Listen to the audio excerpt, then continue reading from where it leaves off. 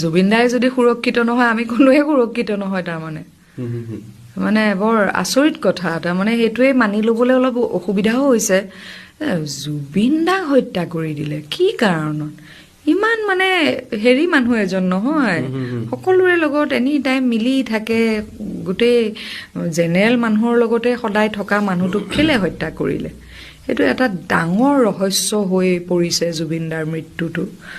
আৰু সকলো অসমবাসীয়ে জানিব বিচাৰিছে মানে আচলতে কি হৈছে মানে কি হৈছিল আচলতে যদি হত্যা কৰিছে সঁচাকৈ যদি হত্যা কৰিছে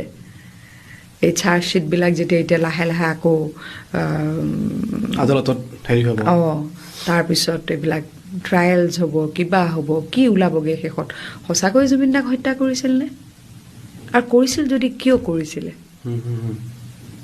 বাপৰে তাকে ভাবোঁ মই সেইটোৱে থ্ৰুতে ক'বলৈ গ'লে আমি কোনো সুৰক্ষিত নহয় নিচিনা লাগে আজিকালি সঁচাকৈ